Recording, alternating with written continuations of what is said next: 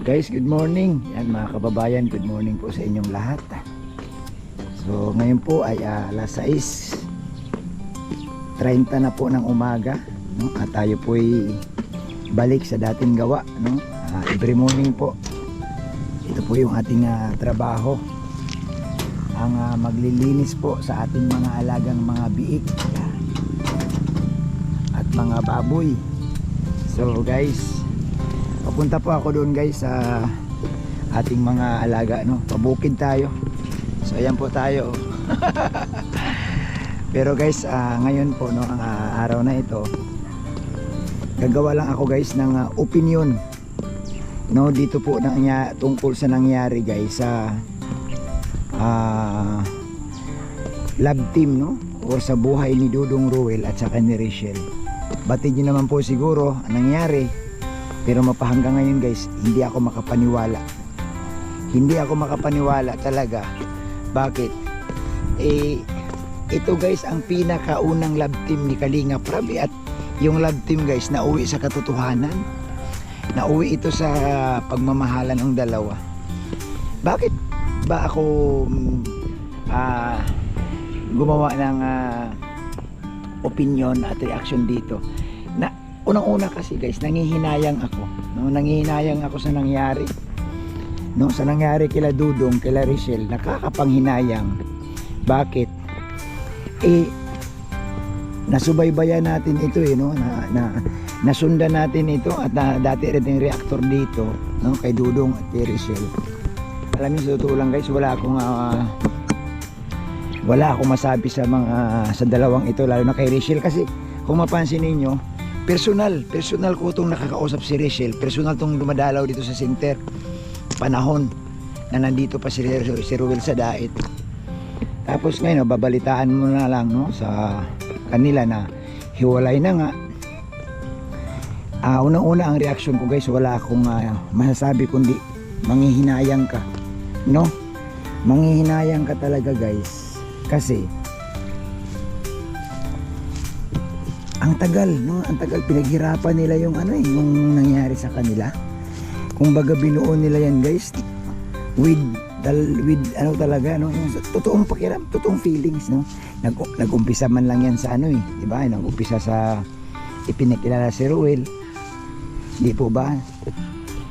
Tapos na-develop unti-unti dahil mukhang nakita ni Ruel na napakabait ni Langga, napakabait naman ni Dudong. So mukhang sila talagang dalawa guys ang tumpak na magka love team. Kaya doon po talaga, no, first time po yan, no, unang love team ni Kalinga Prab na nauwi sa totohanan, no, na nagiging sila. At ang dami po talagang humanga dyan, no. Ang daming pinasaya ni Rachel, ni Ruel. At isa na tayo doon na sinubaybayan natin. Sabi ko nga noong araw guys, itong love team na ito, itong si Ruel at si Rachel, mauwi talaga to sa kasalan At yun ang kita natin, di ba? Napaka-close ni Ruel sa Tatay Rizan. Napaka-close din naman ni Rachel sa kila Kuya Awi, sa Matubang family. Siyempre andoon na guys, napasabi ko nga, kasal na lang kulang dito. Pag ito kinasal na, wala na itong kawala. Pero sad to say, grabe, ako po'y nangihinayang, no? Nakakalungkot lang. Alam nyo ba, kasi napagdaanan din naman natin yung gano'n na mag-invest ka ng time, di ba? Mag-invest ka ng oras doon sa minamahal mo. Kumbaga lahat ibibigay mo, tapos mauwi lang sa wala. Ang nakakalungkot lang dito, yung mga moments na binuo ninyo, ilang taon na ba? Ang tagal na nilang binuo yan guys, no? Hindi lang naman ngayon. Hindi lang naman ngayon guys nabuo yung kanilang relasyon. Okay lang sana kung yan 3 buwan, 6 na buwan, 1 taon, medyo magaan. Pero itong Rachel guys, ang tagal na nito, no? Ilang taon na ba yan? 3 years? 4 years? At saksi din tayo guys, so paano sila mahalin ng mga sponsor, paano sila mahalin ng mga tao. Kaya nga isa ito sa mga love team na tumagal, no? Itong Rachel kasi paano hindi tatagal, sinuportahan sila at minahal sila ng mga viewers. Yun ang maganda dito guys sa love team na ito. Kaya nga nung nabalitaan ko nito, na-shock talaga ako. Sabi ko nalungkot talaga ako, no? Nalungkot lang ako kasi nakakalungkot isipin na ang isang Dodong Roel at Rachel maghihiwalay. Pero ako guys, no, ako umaasa ako guys na magbabalikan pa itong dalawa. Baka mayroon lang itong gusot na hindi naayos, mayroon lang katampuhan ng kaunti. Duda ko dito may tampuhan lang ito baka sa oras, siyempre pareha silang malayo. Pero ako guys, naniniwala talaga ako guys na maayos pa ito. Kasi alam niyo ang totoo niyan, sa isang relasyon natural yan yung away bati, hiwalay balikan. Kasi manghinayang ka na doon sa time yung time na binigay mo kay Rachel, yung time na binigay mo kay Roel, manghinayang na kayo, no?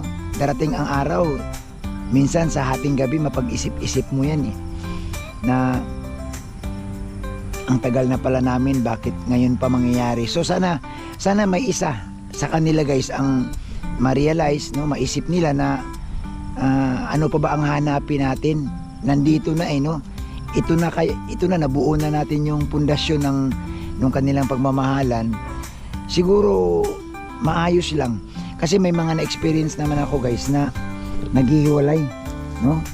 Yung iba nga nagrelasyon ng 10 years, 15 years, naghihiwalay, pero after a year, after 2 years, minsan hindi nila makuha yung ligaya yung saya sa iba, bumabalik sila guys doon sa dati.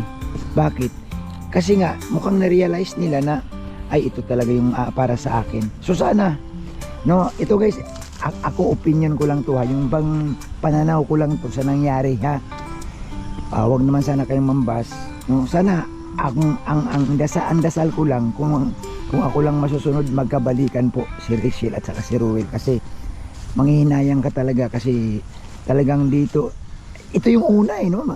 Ito yung ang ganda ng love story nilang dalawa, ang ganda nung nangyari. Hayaan nyo guys, no, babalikan natin yung mga paano ba sila nagkita ni Roel noon, paano ba siya nagumpisa, no? So sana may matapos itong ganitong pangyayari, na sana mabuo muli yung Roel at Rachel, na kung saan napakaganda naman ang kanilang samahan. So guys, comment kayo dyan sa baba kung ano po ba ang inyong pananaw. Magbigay din po tayo ng advice sa kanila, no? Kasi nga sa akin ang advice ko talaga, ayusin kung mayroong mga pagkukulang, mag-usap na lang, ibaba na lang yung pride. Baka naman talaga may kunting may kunting problema lang, no? Lalo na si Rachel nag-aaral, si Dodong din busy sa pagbablog. So sana mapag-ayos sila, no? Mapag-ayos. At sana matapos na yung kanilang paghirap. Kasi alam ko, kahit ano pang gawin natin guys, no? Kahit ano pang sabihin nila ni Rachel na okay lang sila, hindi po yan okay. Parehas po yan nagdadamdam kasi nga may pinagsamahan silang matagal. Parehas po yan sila guys na tipong manghihinayang sa naipundar nilang samahan, sa naipundar nilang pagmamahalan. Sa totoo lang guys, hindi naman magtatagal ang Rochelle kung hindi nila mahal ang isa't isa Kaya nga sila tumagal dyan dahil mahal na mahal nila ang isa't isa, di po ba? So sana para sa akin lang, no, mapag-ayos. Huwag po tayong matuwa sa nangyari kay Roel at kay Rachel dahil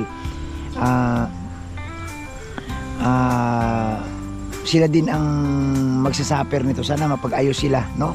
Kung sino mo yung malalapit sa kanila, sana mapag-ayos sila, mapakiusapan na ayusin, mag-usap muli. Masarap yan, no? Lalo na kung magkabalikan sila, mas maganda, mas matindi yung kanilang samahan. Ako advice ko kay Dodong, tuloy lang, no, sa pag-mission. At Dong, sana mapag-ayos kayo ni Rachel kasi sayang din Alam ko Dong, hindi man yan ganun kadali ang pinagsimulan ninyo ni Rachel. Talagang nagsakripisyo ka rin dyan, di po ba? So kay Rachel din, ang advice ko kay Rachel na tuloy-tuloy yung pag-aaral mo. Pero siyempre sana mapag-ayos kayo ni Roel. sana isa sa inyo makikipag-usap at sana wag kayong magbabago, no. Mananatili pa rin yung respeto sa isa't isa, sa mga magulang ni Dudong, sa mga magulang ni Rachel, nandoon pa rin. Siguro naman baka maliit lang na bagay ito na hindi niya pagkasunduan at malay mo maayos din. Oo, maayos din. So guys, ito lang po muna ating malit na reaction. Abangan ninyo, may susunod pa tayong gagawin para sa Rochelle kasi isa tayo sa mga talagang naniniwala na ito na yung panahon para magkaayos sila. Normal normal sa mag-asawa nga nangyayari yung ganito na naghihiwalay, pero babalik din naman yan, no, pag nag-uusap. Siguro sa ngayon unawain muna natin, wala lang muna sigurong dagdag na pambabas kay Dudong, kay Rachel. Unawain natin sila guys kasi napagdaanan din naman natin tong ganitong sistema. So salamat po at ako'y papasok na guys dito sa ating tinatrabahuan, no? Maglilinis tayo ngayon dito. Salamat ng marami, bye bye.